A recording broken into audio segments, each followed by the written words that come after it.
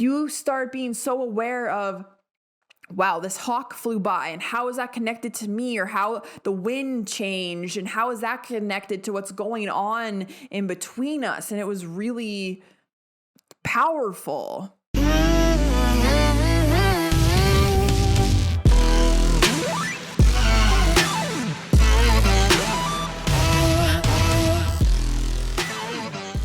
Hello, and welcome to another episode of The Orphic. My name is Alyssa. I'm an astrophysicist. I have my PhD, and I'm interested in understanding how the entire universe works and incorporating spirituality into that. So understanding the consciousness of the universe and how everything moves and has magnetic fields, and there's just all these aspects of the universe that we just don't understand because it's alive and things have souls and feelings, and there's so much going on, and I just need to know how it works, and that's what I want to do.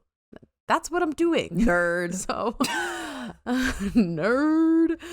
So that's what I'm all about, and I love space. So follow me on Instagram at interdimensional.astrophysics to follow along with some of my recent thoughts, all that stuff. Hey, I'm Mikayla with Mariposa Moonchild.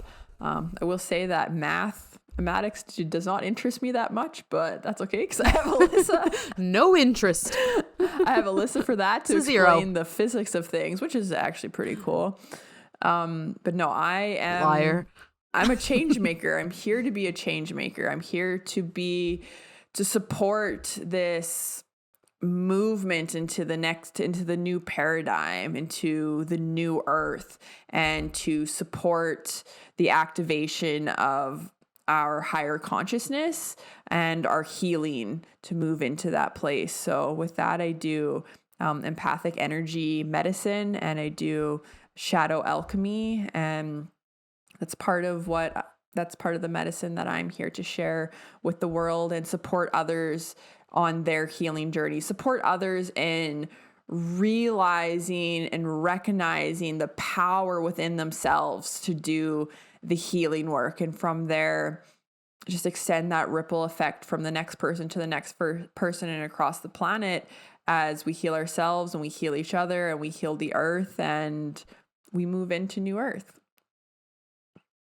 Yeah, definitely. It's all happening at the same time. All right, so let's tune in. We start. Anyone's new to the Orphic, hi, welcome. We like to start each episode with grounding in and just doing some deep breathing so that everyone can just get nice and present. And yeah, like I say, we have to breathe anyway, so let's just kind of do it consciously and let's just do it together. We do have to breathe anyway. Relax. Just like, honestly, you're probably not that relaxed right now, so just kind of take it easy, Yeah. So I got my new stick of Palo Santo that I'm still excited about because it's so big. It is. It's nice. It is very beautiful. Okay. All right. Let's take a moment here to close our eyes, feel into our bodies, placing our feet flat on the floor. Let's let this beautiful Palo Santo smoke cleanse our bodies and our energy field. And breathe it in. I'd like to thank the earth and the Palo Santo for sharing this space with us too. All right, so let's take a moment. Let's breathe deep into our hearts, filling our lungs all the way to the top, fully and completely. Let's take a breath. Pausing at the top and opening our mouth and letting it go. Letting go of anything heavy, anything that might be weighing us down, releasing it with the breath. And realizing the power we have within ourselves to release what no longer serves us. Let's take another deep breath in. Filling the lungs up. Pausing at the top. Take a moment. Feel into your heart beating. Feel into the blood moving through your body. And when you're ready, let it go. Releasing anything and everything that is not serving you. Letting it go with the breath. Let's do one more big one, filling your lungs all the way to the top. Pausing.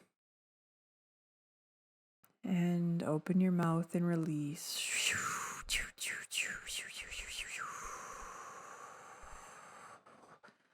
Letting it all go.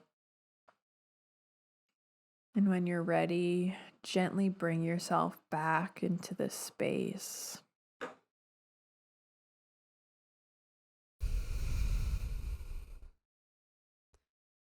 I've arrived and I'm back.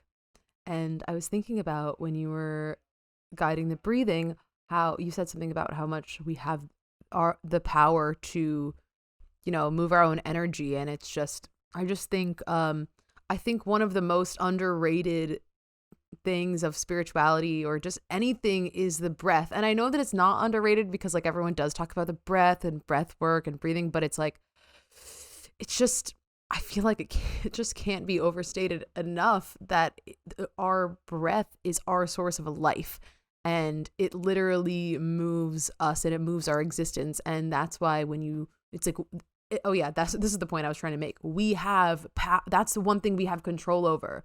We have control over our breath. So since we have control over our breath, we have control over our vibration. And that's how we get our power back. And that's how we take control over our own aura and over our own energy.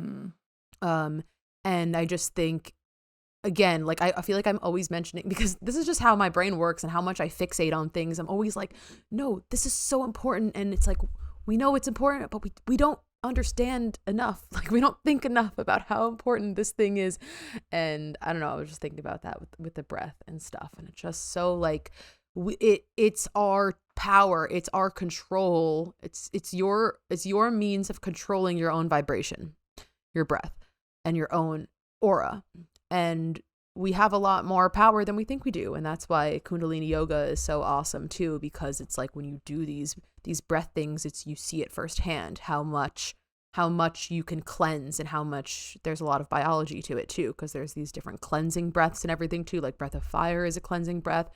And I don't know, it just really is one of the most important things ever because it is the way that we live and it's our source of life. So I guess I was just called to go on a rant about breathing. I mean, I think it's a really great reminder because as all of us that are here and living, that's one, like we all have access to our breath, like, right? Exactly. So it's a really simple way to tune in.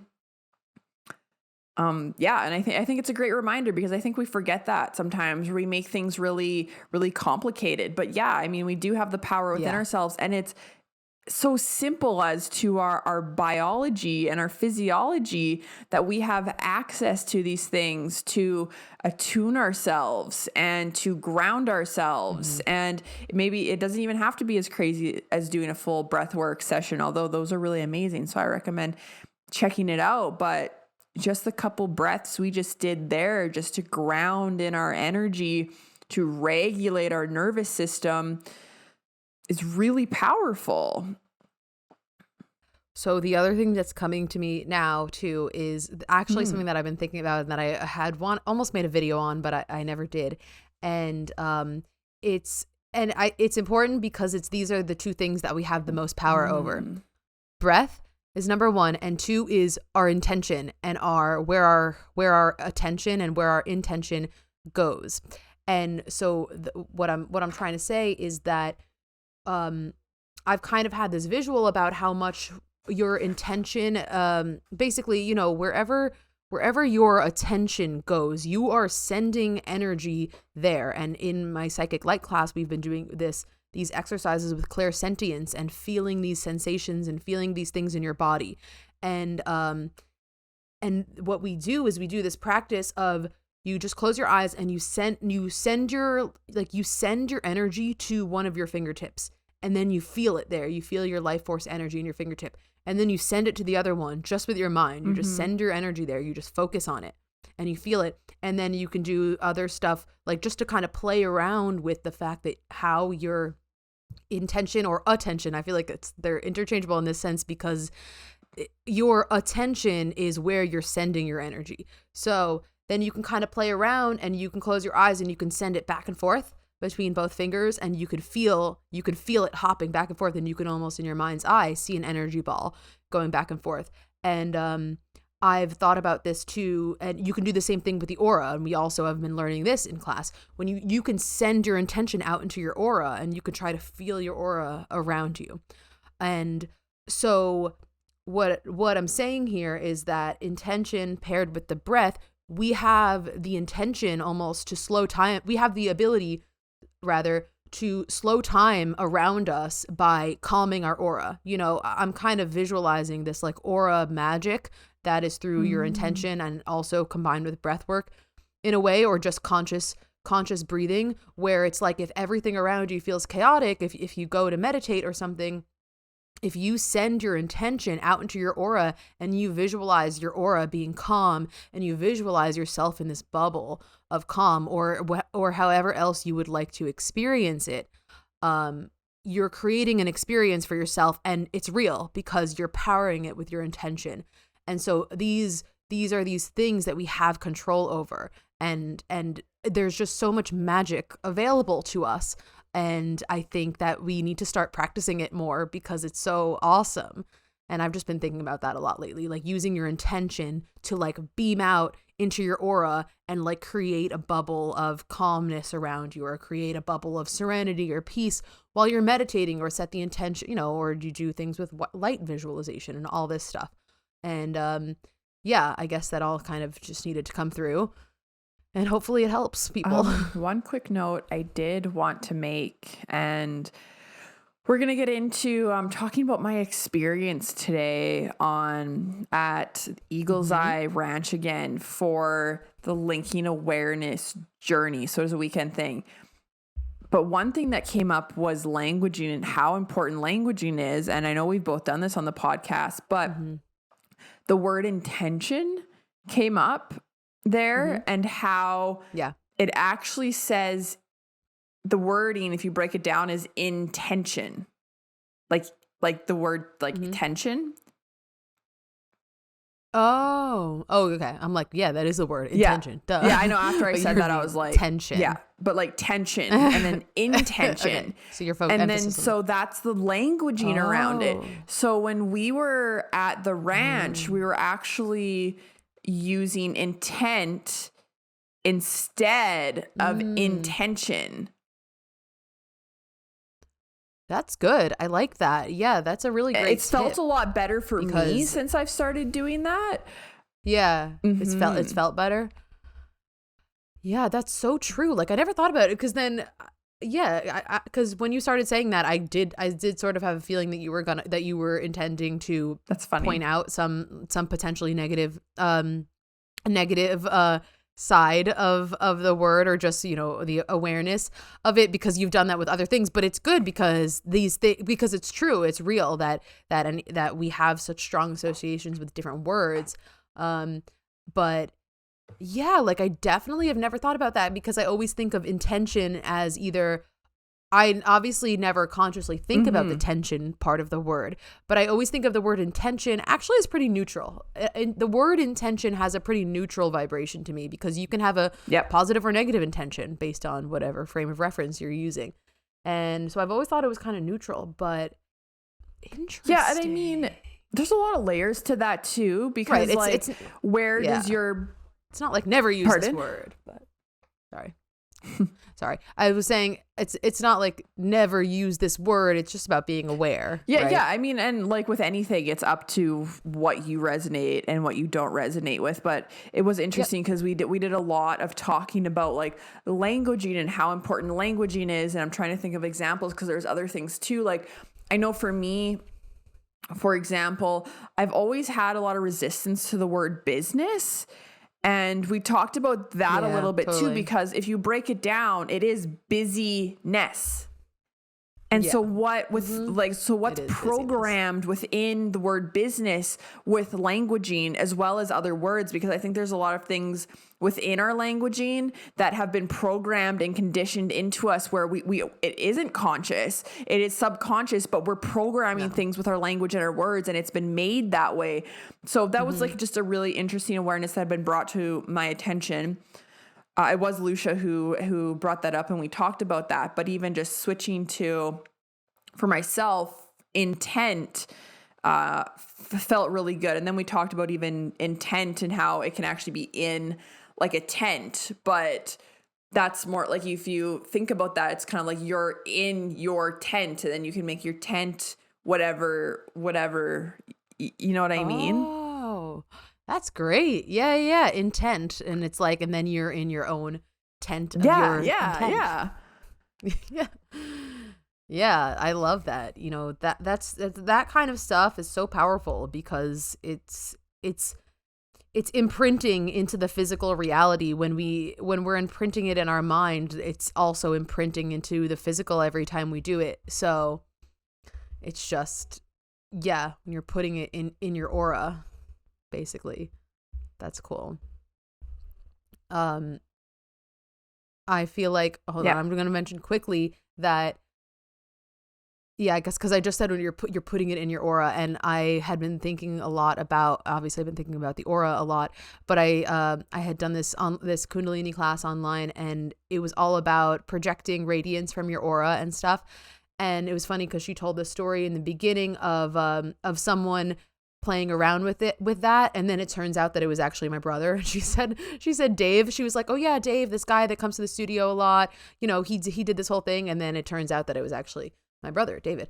But what she had said, the story was, he wanted to practice like how good he was at putting things in his aura and having them reflect in the physical reality. And so for a week he put a goldfish in his aura. He just literally like put a goldfish and was like, okay, there's a goldfish in my aura now.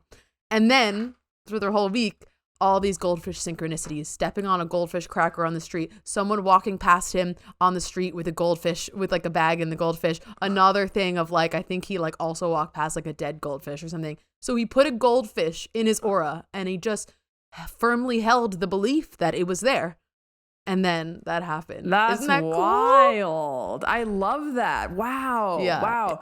And I mean, and something like that. So it's like practice that. Play with it. And then I was like, wait, I want to put something in my aura. I was just gonna say money. But think like that is manifestation. It's real. It's real. That's an example, a very good example of us co-creating our realities. Like, just put it in your aura, people. Just put it in there and believe it's there. And what's so interesting too with the example with the goldfish is he's probably very unattached to the goldfish, right? Yeah, exactly. That's the best thing to play around with. It's just for play. You're just playing with the universe. You're playing with universal magic. Just put a freaking goldfish in his aura, and it's just like, let's see what happens. And the universe is like, oh, I'll show you what happens. Wow. But like, think how many different things you can do that with. I mean, that is right. That's really a key to co-creating our reality, because insert blank, you can put anything there. Like, I don't know, Alyssa, you want to put your lover in there? Like, yeah, good idea. Done. Yeah, like I've just been so obsessed that story like really just started like spinning the wheels in my mind, and I was like, whoa. And then it's just so fun to experiment with. So I don't think I ended up like deciding on something to put in my aura, because, you know, once you like decide, you know, you can't just be wishy-washy like, oh, I'll put this there, like whatever. Like, no, you need to solidify it. You need to say, this is in my aura and I believe it and it's there. And I'm sure that I'm sure that he put it in a specific location. I mean, maybe not. This is, I guess, my interpretation of it, or this is what I would do, because the way that I see things is very, like, I'm very directional, and like whenever I see things in my mind's eye or my third eye, like I know exactly where they are in my peripheral. And So I was kind of just like, oh, you just place, if I want to put my goldfish in the top left of my aura, and then kind of you just visualize it there in your mind's eye whenever you get a chance. And it's like, oh yeah, oh, there it is. Yeah. Okay. I'm giving you homework. You're like, excuse me who like edits the podcast. You're giving me homework. A bitch, I'll edit this out. Put something in your aura and report back to us. Yeah. No, okay, this is good because I wanted to do that, but now that we have this recorded, I'm gonna put something in my aura. I guess we should probably decide what I'm gonna put in my aura. You can, right now. Or you can decide later too. All right, if you're too much put on the spot. All right, we'll do it later. But yeah, okay, I'm gonna put something in my aura, and then the next time we record, I'll report back. And anyone listening should try it too because. Magic. Well, yeah, I liked earlier how you said aura magic. I really liked that term. Yeah, I've been so obsessed with it because obviously then I'm trying to like visualize the physics of the energy of it and like how it gets from our mind to our aura, and it's also physical, it's very physical. So you're powering the energies in your mind, and just because you can't see them, that goldfish was there, and then that's why it got brought into his physical reality, because it was just a reflection of the energetic. So super cool stuff. I'm super fascinated by auras and just the energetics of it all, and I just think we have so much power with our aura. We have so much power in our intention because our aura is us. Our aura is an extension of our energy from our heart. It's not anything external. Our aura is us. So you are creating. I mean, if you're doing energy work, you're working with everything is energy, and then our aura, everything is your aura, is our energy and reflects us. Like it's our energetic field within the field. Like, yeah, it's everything, and it's your home. So put some goldfish in there. Goldfish in there. Put some fucking goldfish or it's also a great reminder too of that aura maintenance. Yes, exactly. It's aura maintenance is very important, and that's what that's what Kundalini yoga is great for. Clearing out your aura. Like we need to. Let's do a whole episode on auras. But just cleansing and clearing your aura. We'll do that next time. Grounding your aura, and then how you're able to maneuver. I want to say manipulate your aura, but I don't want to use the word manipulate. But I mean,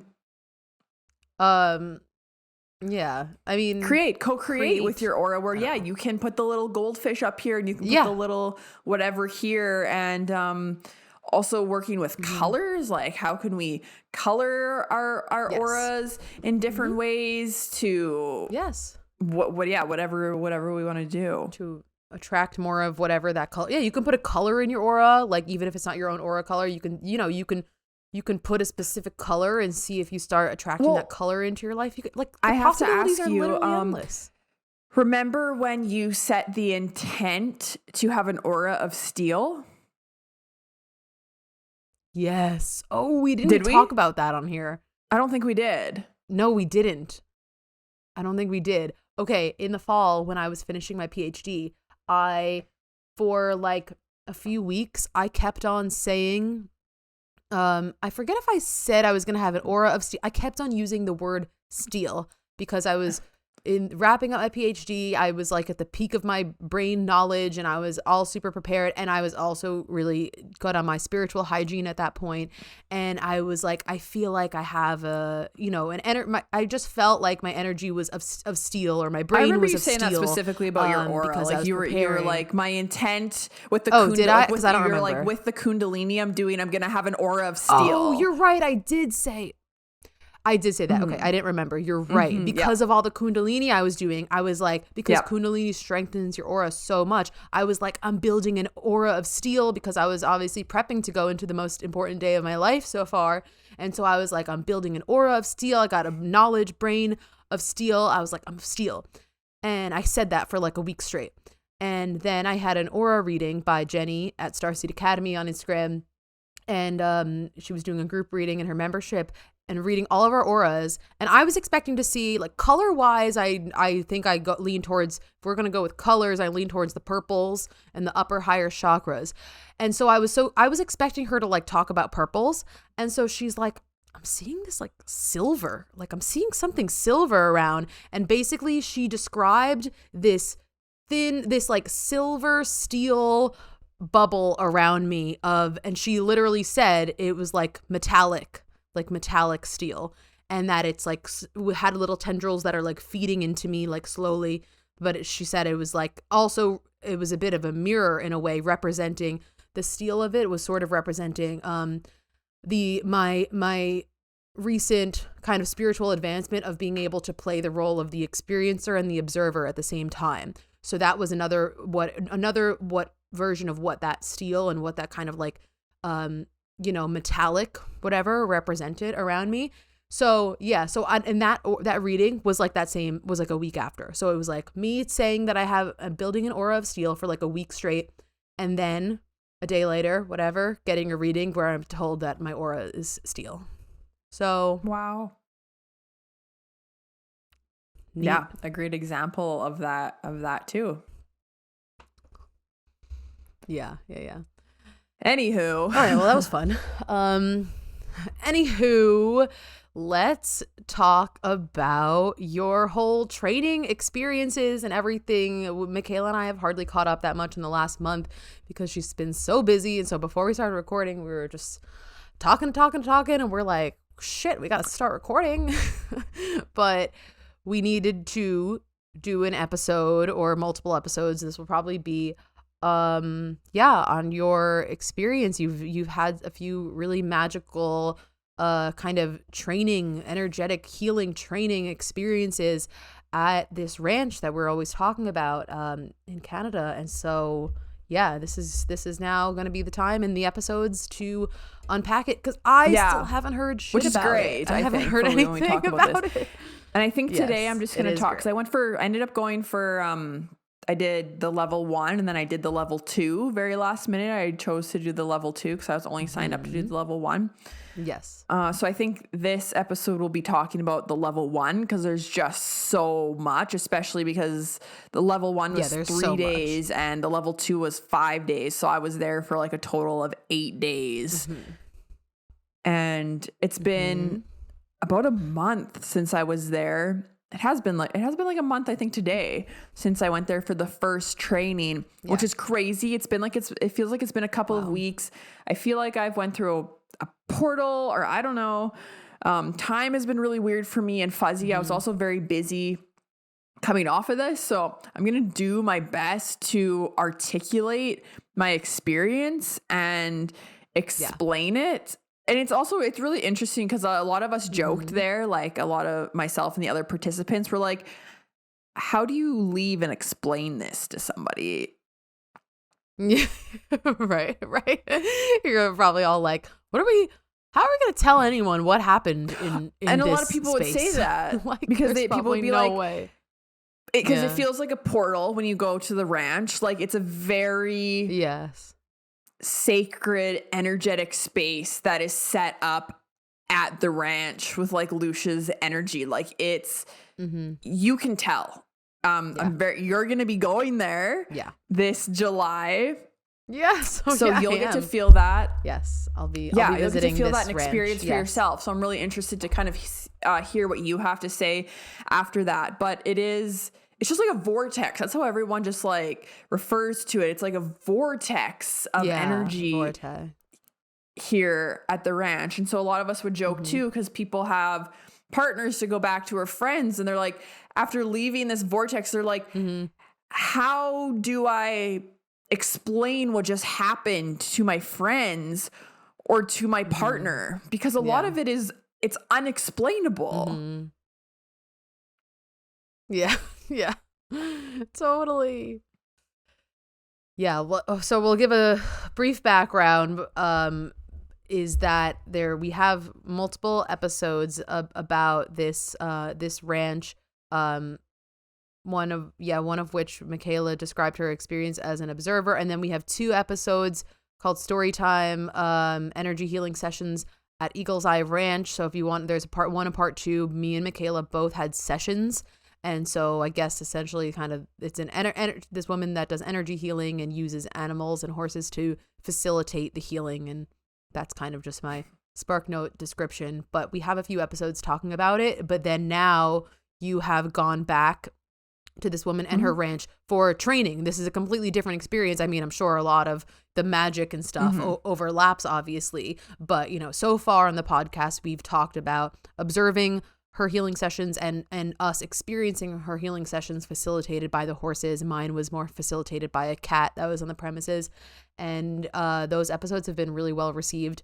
So go check those out if you're interested, if you haven't. And yeah, take it away. Yeah, definitely go check out those episodes if you haven't, to give a little bit of context. But okay, yeah, I'll try my best to articulate this because it's a lot. Like I remember even on the phone, my mom was like, "Oh, so how was your horse healing thing?" And I'm like, "I don't want to talk about this with you." Not in a bad way, but I'm just like, I don't even know where to like begin. So, and it was advertised as linking awareness training because that's her that's the name of. Is that what was it when you went in? Like what were you knowing that you were gonna get linking? It's called Linking Awareness Journey.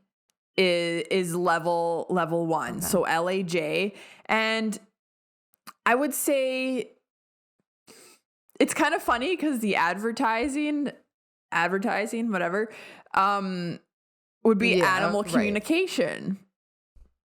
But there's way more to it than that. And it's funny because we would get into these really deep topics with Lucia, and she would always kind of snicker at the end and be like, animal communication, eh? And we'd all like kind of laugh. But basically, like the linking awareness, I guess, overview of it all, or even just the level 1 is learning nonverbal communication. That's what Lucia does. She teaches nonverbal communication. So that can mean a lot. That can mean a lot of things as far as like, I mean, a huge portion of it is learning to non-verbally communicate with animals. But when you learn how to do that, you can non-verbally communicate with anything. Right. So obviously my mind goes to telepathy. So like my interpretation of that is basically just telepathy with animals. Is there another level of, I mean, I guess then the next level of the nonverbal communication would be energetic communication, like sending energy out, which I mean, telepathy is also energetic communication because you're sending a message through your brain. That's exactly it. And I mean, she would explain this too. I think the 4 different ways of communication, with I think the last being physical, and then, and this could be wrong, but it was something along this lines, the last being physical, and then I think so like physical as in touch or whatever, and then maybe like voice or hearing. What are our other senses? I don't know, something else. And then the first one being like nonverbal energetics, if that makes sense. That I didn't articulate the 4 exactly as I remember them, but it was like, like energetic, maybe like energetic, like seeing, kind of hearing, and then physical. Or like, energetic, like voice, something like that. But that's not completely correct. But anyway, so within this nonverbal communication, we're learning to work with nature and animals, who are like our greatest teachers, to bring us back within ourselves so we can connect with our true nature and connect to our inner wisdom and our intuition. So yes, that is the intent. And we're learning to do that through Lucia and through her way and her teaching and her training of how to do this. So connecting with heart space, a lot of focus and emphasis on connecting with heart space, going within and going in our heart cave and and the nonverbal communication Cool. from there, learning how to work with that and learning how to access it. And through that, receiving and sending information to and from sentient beings. So, and then just like the deep self-healing that can come from this too, as you begin to work with the sentient beings and begin to access your heart cave and that deeper sense of self and intuition. It's a transformation of awareness. Transformation of awareness. Yeah, it's so funny. It's like these little phrases, these little word phrases. It's like sometimes they're just so compact. It's a lot. Let me unpack that. That's super. Yeah, it's because it is a lot. There's a lot of meaning in them. But so you would say there was like I'm super fixated on the heart thing, and I'm thinking all about magnetic fields already. So yeah. So is part of it like merging hearts with the other thing that you're communicating with, or is it? Yeah, I mean, and yeah, ask all the questions. I definitely like the questions. Something else I wanted to point out as I get into this and explain it is this is my perception of my experience. If you talk to somebody else who was there, they might have a different perception of their experience. Or if you talk to Lucia, she might explain it differently. And I really want to emphasize on that this, because we all have our own different filters. But just this is this is me articulating the best I can the perception of my experience, or through my eyes of what I felt and what I experienced and what it was to me. I also wanted to say, it was interesting because you're just like, some of the phrases I said, you're like, I just like feel like I need to unpack that for a moment. These containers, like the linking awareness containers, are so high vibrational, like just the energy of them. I feel like just me talking about it and saying the phrases, like that energy that like shifts to you to like unpack it, like the energy is really expansive. And I feel like you can even feel that when you're just like, wow, like just like let me unpack that for a second. Yeah, right. It's like you have to do a double take or like step back and think about just three words that I've heard many times, maybe not together or something. Just like I was just like, wait, yeah, that's the other thing about all of this that's gonna be going on in these episodes, is that just listening to this information, I think, is going to be super activating for our audience. Yes, it for will anyone be. That's listening. So be open your heart, and just listening to this is going to be super activating. Yeah, it is cool. And it's just like when we did our sessions, as well as me being there, you will experience shifts. You will experience shifts, and then that's all around your reality. So anything you're connected to, it's the ripple effect. And as you know, when you drop something in the water, it's tiny ripples, and the further away it gets, the bigger the waves get. So that's why too, Lucia will say, like, maybe 4 weeks down the road, maybe 8 weeks down the road, you'll really start to notice things, but it's affecting everyone and anything in your field. So me doing this is affecting you, and me talking about it, or the connection to our audience and listeners, it's affecting you guys too. And it's affecting my partner at home, and it's affecting my dog, and it's affecting my cat, and it's affecting my parents. And so this is what I talk about when I introduce myself in the beginning and say that I'm here to support the ripple effect of healing, because it is a ripple effect when we do the deeper healing on ourselves. It's inevitable. It shifts your reality, and it shifts everything in your reality. Yes. And it obviously starts at an energetic level, but it's not I think we can all attest to the fact that it's obviously not just energetic. It naturally evolves into the physical, and you explaining things, and your cousin or your sister asking you a question, and you go into this whole thing, and it plants a seed.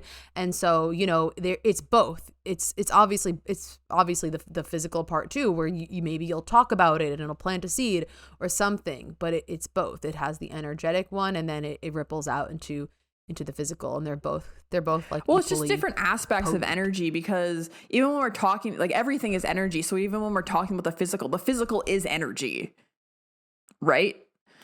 So it's just, yeah. but it's like different, True. yeah, another form. Exactly. It's another form that it affects. But it is true when people say, like, yeah, you co-create your reality, and it starts with the energy or the belief work. And then all of a sudden your reality shifts, or your field begins to shift, and you begin to call those things in, just like we were talking about with the goldfish.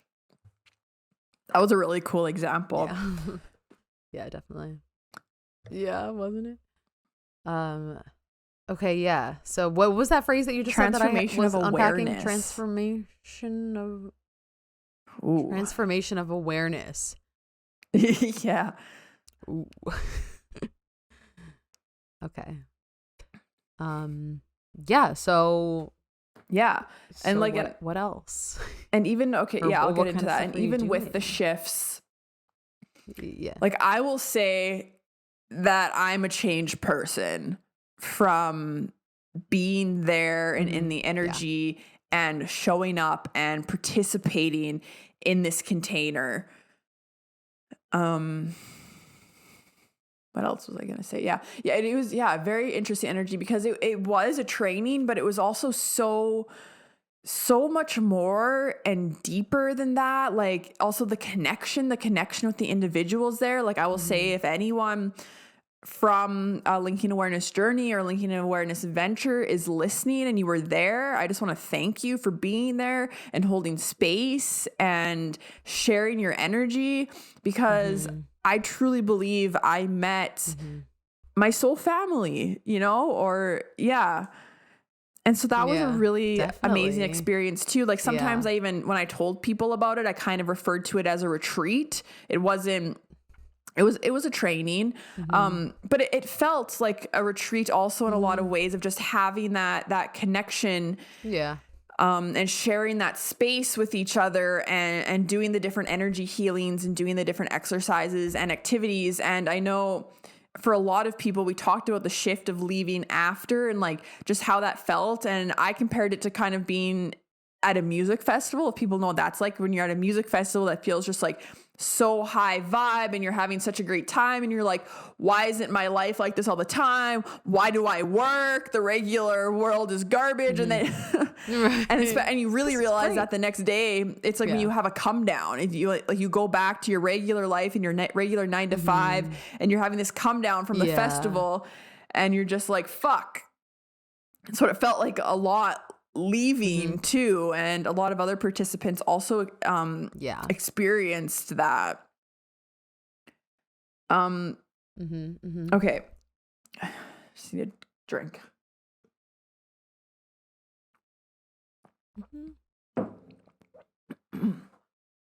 So then again, I'm speaking to some of these.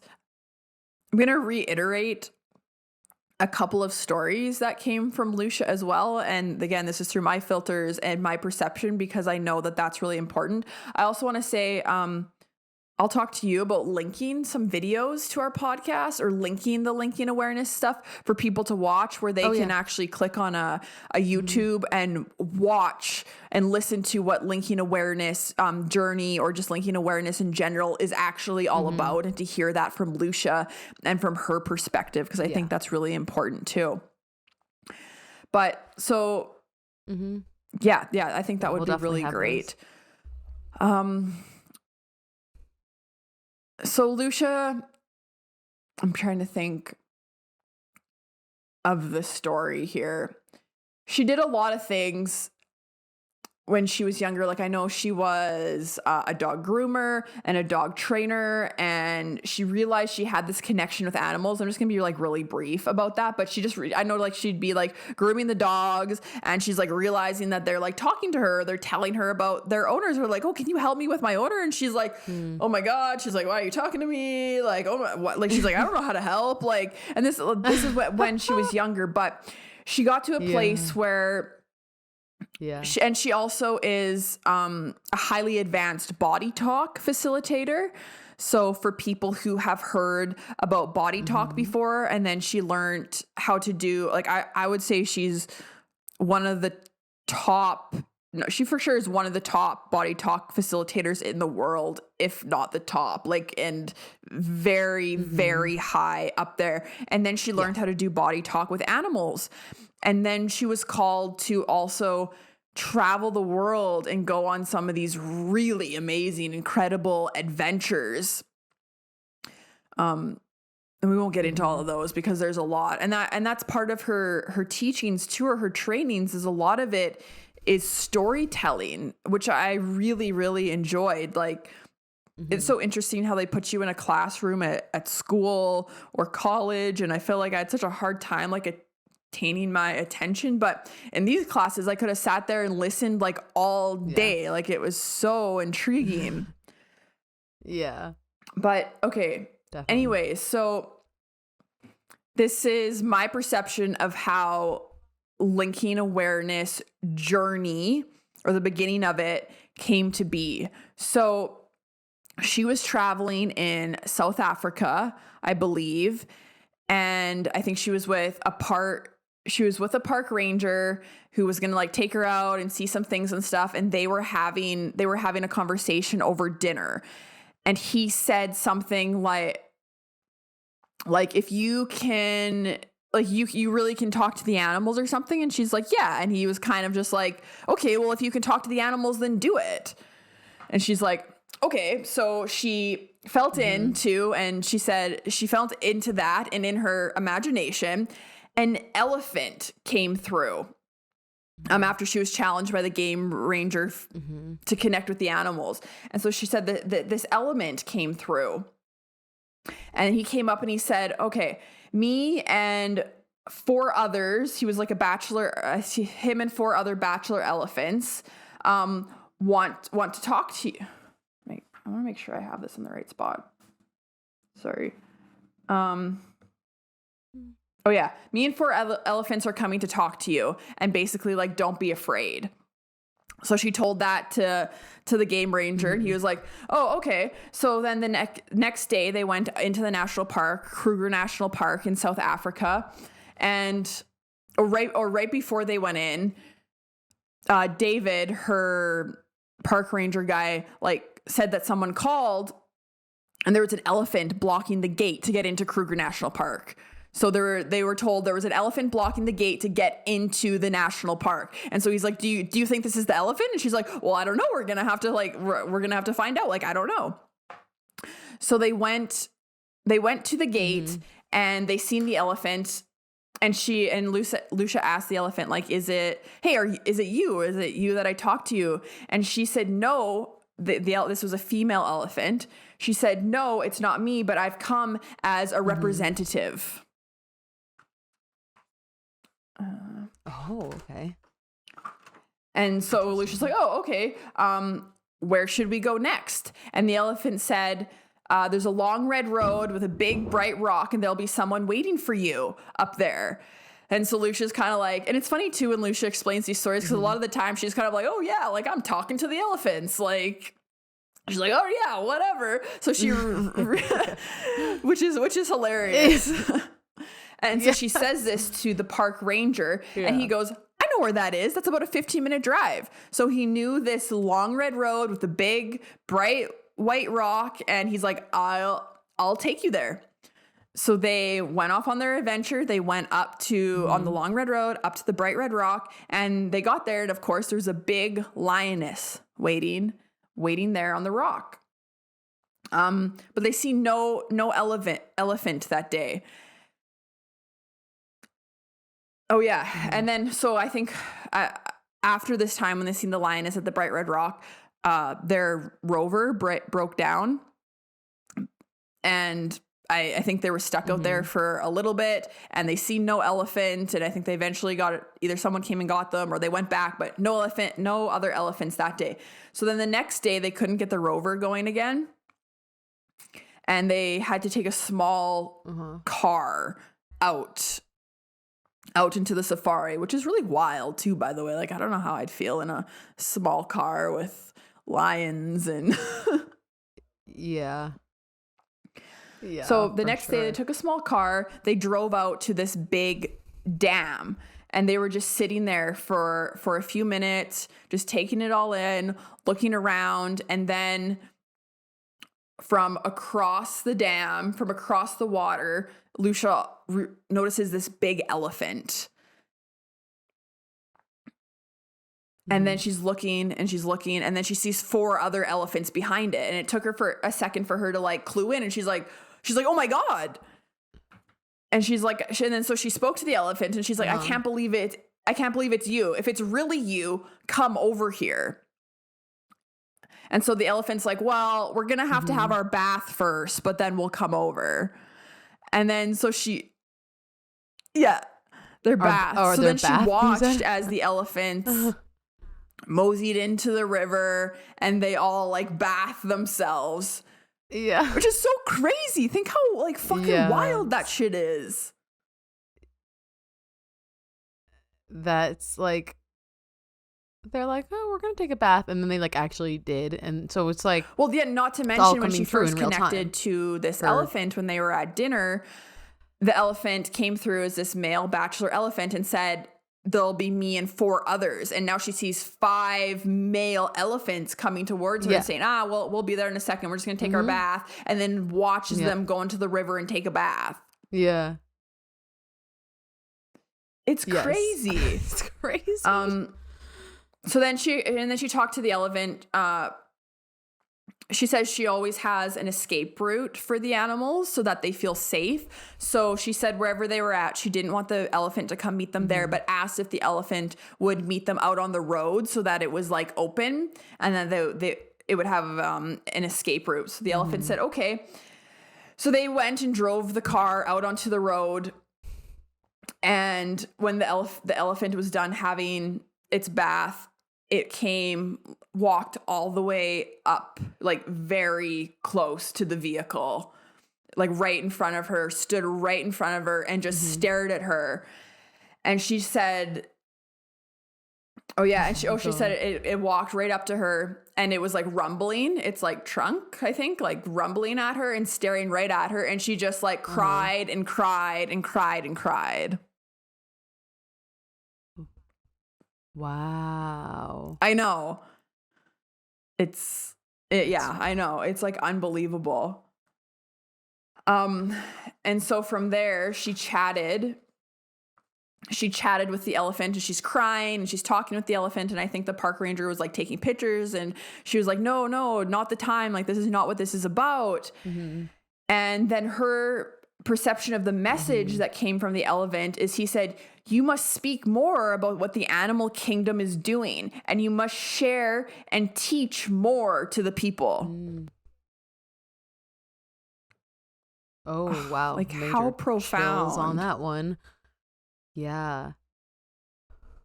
So did the elephants not usually go up to people that close or anything like, or go up to cars like that? Did she say? I'm like, that I don't know. Concept of any of this stuff. I would assume that would be unusual. Like maybe it's not unusual to see them. Like maybe you would see them across the dam and take their bath. But I think to like and rumble at her to choose to walk up right to the vehicle. And I don't remember how far away it was from the vehicle, but it wasn't very, very far away from what I remember. And to just stare at her and just be like, I'm talking to you. Yeah. Especially when this elephant had already, because before when they had their dinner and the park ranger challenged her to connect to an animal, she's like, okay. And then she's like, okay, well, this animal says like, he wants to meet me. So this elephant's name is Makumbu or Makumbu. I don't know if I'm pronouncing that right, but it's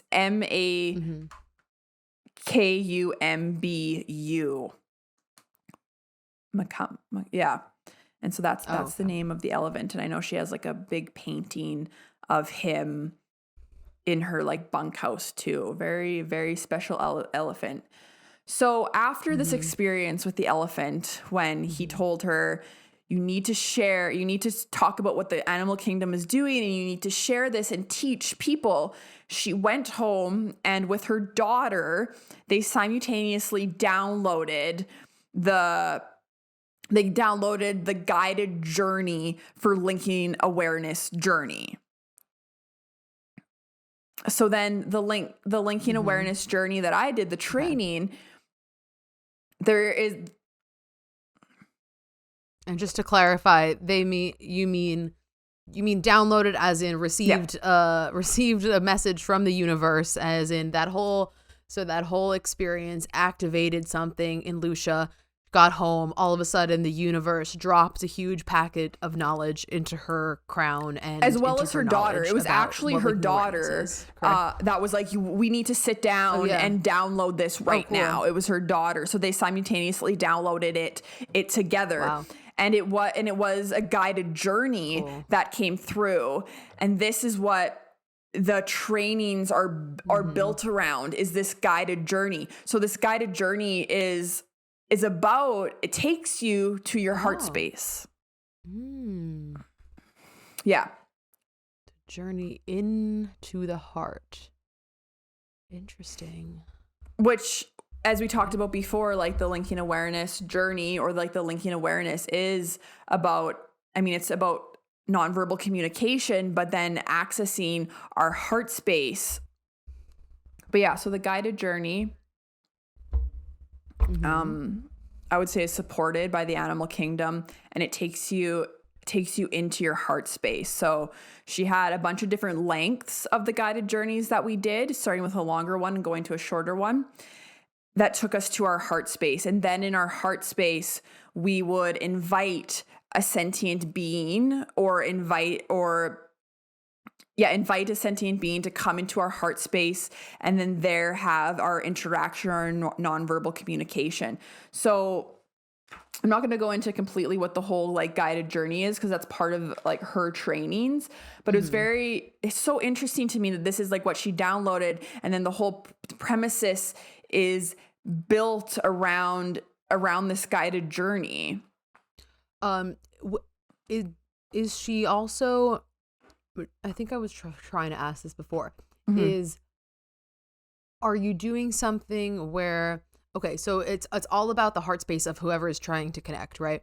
And going in, so you said it's going into, journeying into your own heart space. Yep. Inviting whatever we'll just call, whatever being you're trying to connect with into your heart space.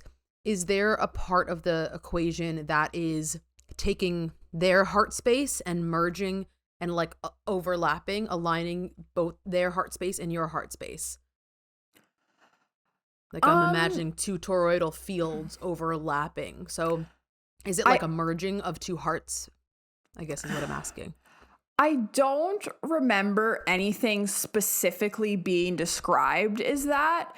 However, when we're learning about nonverbal communication, we're doing it from being in our heart space. So that's why we were taught to do this guided journey, to be in our heart space and invite that sentient being in. So in my mind, it only makes sense that if the being that's communicating with you is also in their heart space. So I didn't look at it as necessarily a merging of the hearts, but both of us being in our heart space to non-verbally communicate, to communicate and interact in that place. Gotcha. Okay. And I think that's the thing too, because I think animals and a lot of other beings, they mostly live from their heart space. Yeah, totally. And way more than we do. Yes. So with humans, it's more of a practice to live in that space and have access to that space, because someone like Lucia talks about how she's always in heart space, or not always, but most of the time she lives in heart space. Like she lives in the new earth. She lives in 5D. That's her reality. She lives in heart space, which, by the way, that is new earth. We're going to be living from our heart spaces. Besides, like any human, she says she has her moments, but most of the time she's living in her heart space. So through this, we're learning to access and also live in our heart space.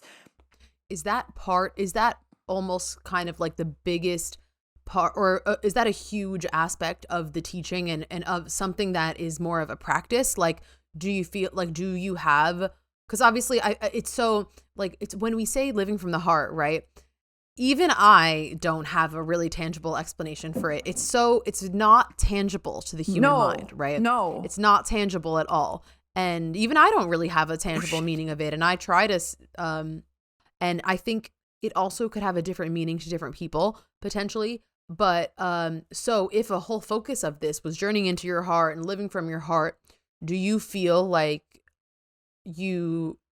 one, was that part of what you learned, how to live from the heart or how to move into your heart space? And two, do you have a newfound understanding or understanding of what it means to live from the heart that you could share? Ooh, those are some really good questions. So Lucia's kind of funny in the way that she's like, everyone walks around. And this is just me like trying to be her. Everyone walks around and says they're living from the heart. And she's like, what does that mean? She's like, are you actually living from the heart? She's like, most people aren't, which is true. Like, I agree with that. So true. Of course, because nobody knows what it means. That's part of the reason. And then I think it's a practice. I don't know if it's something that happens like that. Unless maybe right. I wouldn't you say have something dramatic happen, like a Kundalini awakening. Right. I think it is a practice. And I think this guided journey and these trainings are a very powerful way to work with being in your heart space and to build on that practice and to also feel what it feels like to be there. Because I feel like when I do the guided journey and I go to my heart space, I feel like I'm in my heart space. Do I feel like that happened every time I did it? No, not necessarily, because there's distractions going on. There's other things. It's like, it's an intuition thing. It's a feeling. But it's a practice. And I feel like the more someone practices it and also gets a feeling of what it's like to be there, the more tangible it will actually become to be in that place fully and completely. And I would say my work right now, my goal is to be living there fully and completely, because when we talk about being in the new earth and living in 5D, that's where we are. We're in our heart space. Mm-hmm. So do you feel like, I totally agree. I think it definitely is more of a feeling. And that's why I do feel like it's one of those things that you maybe can't necessarily explain. You can do your best of using some words or some guidance to get you out of your mental. What's coming to me now is there's definitely a lot of visualization things that could help. If you're in your mental energy, quieting your mental energy and literally visualizing your energy dropping down into your heart. That's one thing that we can do. But it's definitely more of a feeling, and I think it's a bit more individual to people. And for me, I feel like my understanding of it right now is more so I can feel like I'm in my heart when I'm meditating, or if I'm in a blissful moment or something, but it's one of those things where obviously just throughout the day or throughout other things, it's like, I guess, practically, I don't necessarily know what it would feel like to like live from my heart and have that as my standing like dominant frequency. But do you feel like, what do you feel like, how do you feel it is to like in from whatever you've learned, or just what does it feel like for you when you tune into, I'm centered in my heart right now? Yeah. So I would say like I'm still working towards living fully and completely in my heart, and that is an end goal for me. For myself, living from the heart would mean a regulated nervous system. Mm-hmm. It would mean being always connected to the oneness of source. Yeah. And it would also mean moving from this place. So it would be like an unfathomable connection, consistent connection to my inner wisdom and moving from that place. It would be the state of flow and that connection, as well as having that regulated nervous system. I know that's something that I struggle with, and I think a lot of us with trauma do, which is why we do the healing work. But instead of being met with something and going into the fight or flight, it would be that remembrance of the inner wisdom and the connection to that, and moving from that space instead of the unregulated fight or flight. Yeah, that's cool. That's really sticking out to me, the whole like the idea of access to your inner wisdom and not feeling separation from your inner wisdom. Yes. Right? Not feeling that frantic feeling when your nervous system is unregulated or dysregulated, where it's like someone needs to tell me what to do next or something. Yes. Feeling that the direct line of communication is open and it's in you. And yeah. Yes. I was going to say something else too. Yep. About feeling. For me, another version of living from my heart is embodying is a version of the I am presence. And so I am is a strong statement. Anything that you put after I am becomes true, and it's just a very powerful statement. But I am on its own means I am everything. You are in everything. You're a part of everything. So like one interpretation, or I guess so far the way that I think of living from my heart is and in terms of like a practical application is, I guess, if you're kind of having a better day and you go out and you feel that I am presence, and as a byproduct, you feel connected to your fellow humans. You go out and you see your fellow humans as just people that are extensions of you, and just you don't see them as your enemies. You just see people as people that are just like you, that are just trying their best, and you kind of just feel this softening, this immediate softening. And I felt that, I've had these days where I feel more spiritual, or days where I'm really embodying that more, and you kind of go around and you're like, wow, we're all just like trying our best, like, kind of just this extreme love frequency. And I think it's sort of a byproduct of the I am presence, and just realizing like a different realization of the no separation, and how we're all just like little extensions of each other, and just kind of breaking down the judgment barrier, and just being like, wow, like we're all just like, come on, like we're all just here. Let's just, why am I gonna like be mean to someone, or like why am I gonna just have an attitude for no reason? So that's just like another interpretation, I think, for me. Yeah, I think the not feeling the separateness point is a really good point. Yeah, definitely. That's what I would say too, is it would be not having that separateness. So like you specifically said, not having a separation between yourself and your inner wisdom. So not having that separation. It's one. You're one with that. You are your inner wisdom. And not the thinking. And that's huge. It's a huge concept, because it's a huge concept. Yes, it's huge concept, because it's so different. It's so different than being like, no, I have access to my inner wisdom because I am me. It's saying, no, I am my inner wisdom. Yes. It's different. It's such a big difference between being like, oh, okay, I'm in my heart, so that means I have access to my inner wisdom because, right, it's me and it's in my body and my inner wisdom is in my DNA. I have access to it. No, you are it. So it's not even you have access to it. It's just there. Wow. Just a complete merge. Yes. Yeah. You are it, because we are it.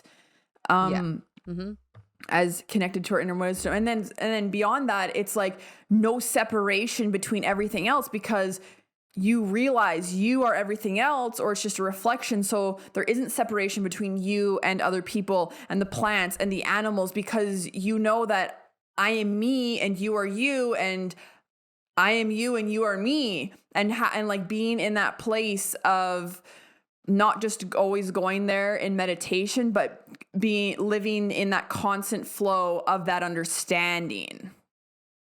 Mm-hmm. Yes. Mm-hmm. Constant flow of understanding. Yeah. Cool. Have some good discussion about the heart. So, so what were we saying? Yeah. So it's about connecting the journey, the linking awareness journey into the heart, right? Yeah. And also that being the space where we invite a sentient being in to communicate that. So we did a bunch. So the linking awareness journey was 3 days, and I took my little trailer there, my cute little trailer. If anyone's seen it on Instagram, I love her. She's great. She has great energy too. Like I could just like live in her. Anyways. So I stayed there to stay in the vortex of the energy for the weekend. Bryce was batching it, and I was like away on this fun retreat. And so over the 3 days, we did different exercises of going into our heart space and connecting with a sentient being or inviting a sentient being in. So sometimes a being would just come in, or we could invite someone specifically. So, and I'm also trying to differentiate. Oh my God. Differentiate between linking awareness journey, the first 3 days I did, and linking awareness adventure, the 5 days I did, because in my head it does kind of all mesh together. Yeah, totally. But we did a bunch of different exercises where we'd go into the heart space, and Lucia would even ask us a series of questions to ask the sentient being, and then we would tell her about them after. And a lot of them was just like getting used to our 5 subtle senses too, or activating our 5 subtle senses with our nonverbal communication with this sentient being. So I had experiences where my first experience with the guided journey, my dog Osa came through to come talk to me. And I talked to her. And then further on, I had other experiences where like Nova came through, which was her beautiful white Cremello horse. So I guess not white, she's Cremello but I never heard that term. Yeah, as a non-horse person, you probably wouldn't. It's like a horse term. No. But basically, if you look at her, she has a white stripe on her nose, and then the rest of her, it's like an off-white kind of color, I would say, and it's called like Cremello. She almost does look like albino though, and she has beautiful, she's so beautiful blue eyes, and her name is Nova, and she's very powerful, and she'll let you know that, and she's from the Sirius star constellation. In a horse body on Earth. Yes. So sometimes like she would come through, or other sentient beings. Oh yeah, what'd she say? What would she say when she came through? Oh, so when you're doing this, or like, so when you're inviting them in, does it feel like clairaudience? Does it feel like you're hearing a voice in your mind's ear from the beings, or does it feel like just a download of telepathy, like a just knowing? What does it feel like for you, at least? Everyone. We worked with activating all the different subtle senses. So to each person, you might have a different experience depending on which ones are stronger for you, but we worked on activating all of them. For myself, I am very visual. I'm just thinking, like, I don't know. I feel like I'm pretty good with all of them. Knock on wood, but yeah, or not knock on wood, but I'm just like, not gassing myself up. But I'm right. You see, feel. I'm very visual, and I can hear. And I would say for me, the big ones are the visual. So Claire, I don't know what. Voyance. Is that clairvoyance? The visual. Clairvoyance. And then clairaudience, so hearing. And also just knowing. I feel like I just like know things, and feeling. I feel like I do have access to most of those. So I would use my different subtle senses to feel into what the sentient being was wanting to communicate with me in that moment. So I did have, like, when I connected with beautiful Nova, she was letting me know that the blue beings are around me and they want to connect to me more, and like to talk to her people and connect to her people. And I remember saying, and she kept telling me something about her, was it her eye, her left eye? She was showing me her left eye. And then so after, like, we kind of go around in the circle and explain our experience. And I remember mentioning that to Lucia, and Lucia's like, well, the left eye is the eye to the soul. So I also thought that was really interesting too. Is it? Because, wait, that's so crazy because, like, I see mostly out of my left eye in my clairvoyance. Yeah, like, we talked all about this, like, in Psychic Light. Like, I think, I don't know if people have, like, sometimes people have different sides that they kind of switch to, but I never knew that about I've always known that, like, things kind of lean towards my left side and towards my left eye when I see, clairvoyantly, not in the physical, but I never knew that there was like there was a significance in the left eye. Yeah, she said it was that. Wait, so wait, so what were we gonna say? It's all good. I was gonna ask about the blue beings. Anything? Were you gonna say something about the eye? No, that was it. It was just interesting how Lucia, like, I guess, said that after that it was like the window to the soul, or the eye to the soul was the left eye.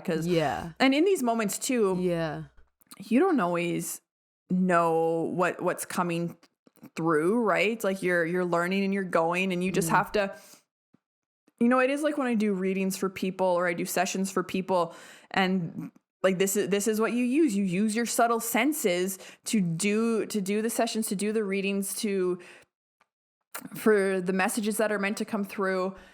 And in these situations too, sometimes you're like, I don't know what they said, but you just have to trust it and go with it.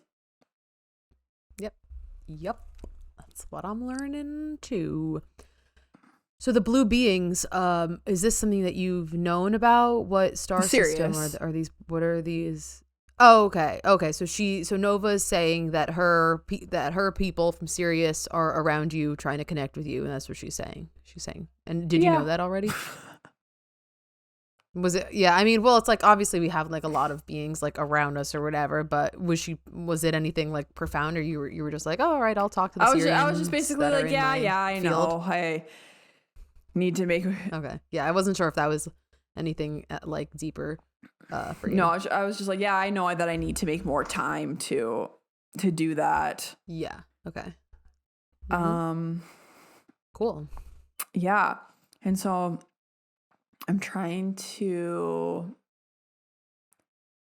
think of what else. And then like there was moments too where we would ask if the beings needed anything, and some of them would ask for like energetic adjustments within their bodies, and we would like energetically like adjust what needed to be adjusted in their body too. So that was also really interesting, learning how to work with that and communicate with them and do those things and build up your confidence in it, and also do it in a group setting. Like the group setting was so important. Yeah. And it was really cool to be with so many other like facilitators and practitioners and just like really beautiful souls.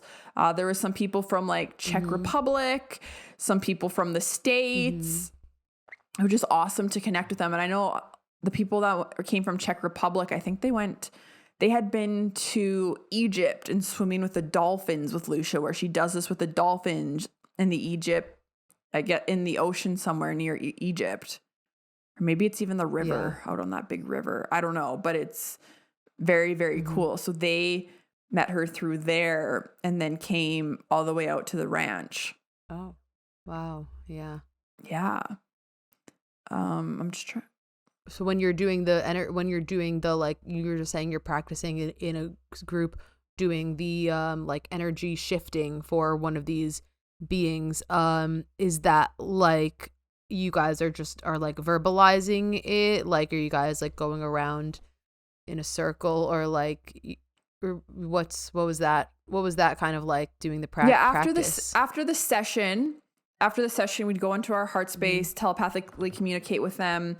If they asked us to do anything, do the adjustment, and then after we would go around in a circle and speak to our experience or what came up for us if we'd like to. Right. And I really enjoyed that. It was really powerful to hear other people's experience, and also just be in this space holding container for each other, because there's so many there's so much happening while you're there, things that you don't even realize, like the vortex of energy that is at Eagle's Eyes Ranch is crazy. And just that transformation of your awareness that happens when you're there, because you start being so aware of, wow, this hawk flew by, and how is that connected to me? Or how the wind changed, and how is that connected to what's going on in between us? And it was really powerful. Yeah. Like, yeah. Okay. Yeah, I that would makes say sense. Yeah. No, the group container is just so powerful. No, it's okay. Sorry. We're on Zoom, people. Like, We're doing our best. Yeah. I know we're on Zoom. Just the group container is just so powerful, and it's so cool hearing other people talk through their process and other people kind of just sharing their own process and their own experience.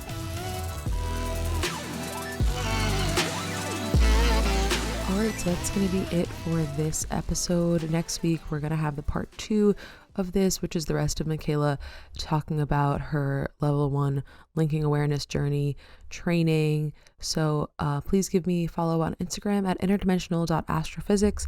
Mikayla is at Mariposa Moonchild, and follow the Orphic at the Orphic podcast, and make sure to give us a rating, review, subscribe wherever you're listening, and subscribe on YouTube.